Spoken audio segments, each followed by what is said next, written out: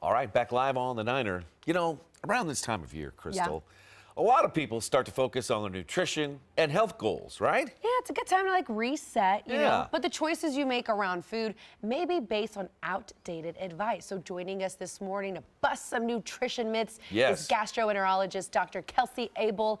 Good morning, Dr. Abel. Happy to have you here. Doctor, good to see you. Good morning. Thanks for having me Yeah. back. It's a pleasure to be here. Absolutely. Okay, so we're talking about fresh fruits and vegetables first. You know, are they healthier being fresh or canned or frozen? I mean, what should people reach for when they're looking to add veggies and fruits to their diets? I think the important thing is realizing what fits within your budget and what Right. you can get. And so all of us know that fresh is best-ish. So frozen is a great opportunity that's a little bit nicer on your budget. Okay. And remember that when fruits and veggies are harvested or picked, they actually freeze them almost instantaneously. So that protects the nutrients that we have. And so Okay. if that maybe works a little bit better to go to the frozen food aisle instead of, to the fresh produce area, if that's really Right. hurting your wallet, that is actually nearly the same amount of quality. Oh, that is great to know. I didn't know that. Yeah. That's really good to know because shopping around the outside of the store Yes. is really getting expensive these days. Yes. Well, and then when you buy the fresh vegetables, you still have to cut it, mince it, whatever. There's a whole process. So Yeah. maybe just getting it already frozen is better even just for time purposes. All right, let's talk about fats. All right, Yeah. lots of different kinds of fats. What's the good fat? What's the bad fat? What's the full story here, doctor? Oh gosh, I could do like a 2-hour lecture on this. But, we think about the polysaturated fats, the saturated versus unsaturated. So animal products, Okay. that's pretty easy, right? We think about full fat butter, animal products, especially like beef and pork. Those are those saturated fats. Okay. And so we want to have a limited amount Okay. of saturated fats in our diet. Now, the other things that we think about, the healthier fats, right?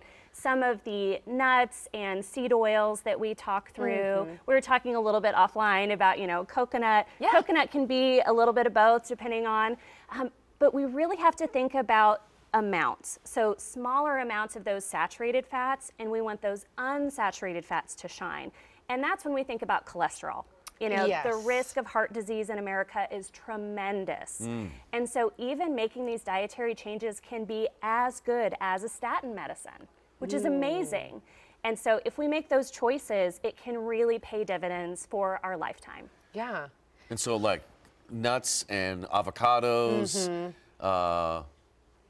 I'm sure Some there's seed oils like seed- avocado oil, Okay. right? Exactly. Like that stuff. Yeah. Extra virgin olive oil Extra is a virgin. hero. Uh-huh. So Okay. I spent a lot of time in my clinic talking about the Mediterranean diet. Yes. And really, diet is not what we want. We want small, everyday changes and habits. So Yes. anytime you follow a diet, you're sure to fail Yeah. because it's too hard. Yeah. It's really Yeah. hard to do that. It's all about making that lifestyle change. And Exactly. speaking about that too, weight management.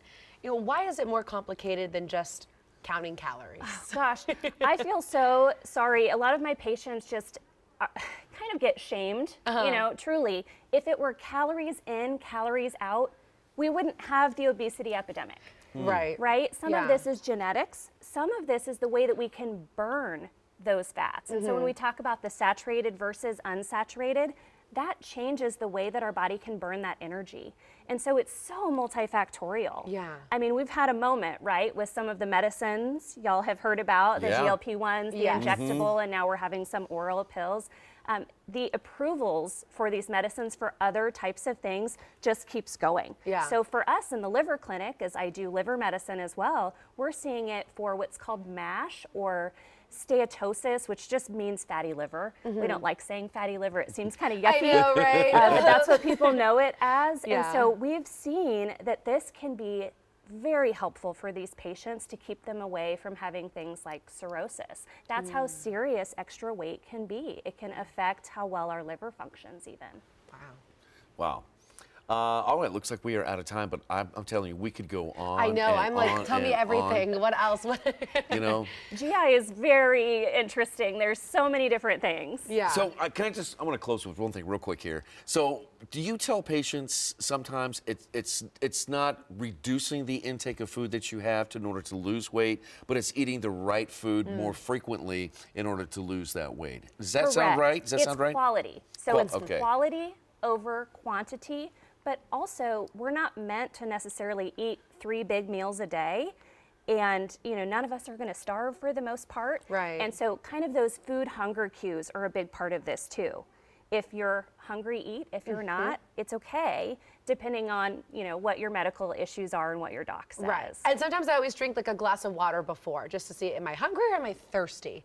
When's the last time I had some water? Exactly. I could probably use some right about now. Exactly. And I cannot underrepresent our registered dietitians. That's a whole area of nutritional expertise. We really lean on them. We really appreciate them. So they're part of my practice, and I keep them fairly busy with I love asking them that. for help. Yeah. Well, Dr. Abel, if someone wants to get in touch with your team, how can they do so? Where can they find you? Absolutely. So I work at Consultants in Gastroenterology. We cover the Northland. Right now, our inpatient work is at Liberty Hospital, which is part of the KU Health System. And we have a pretty big group. We do general GI, and if you need a colonoscopy, 45 is the new 50, so come visit with us. I like it. Dr. Abel, look forward to chatting with you again. Thanks a lot. Thanks for thank having you me. so much. Appreciate you all. All right, we'll be right back after a quick break. But first, let's check in with Carly.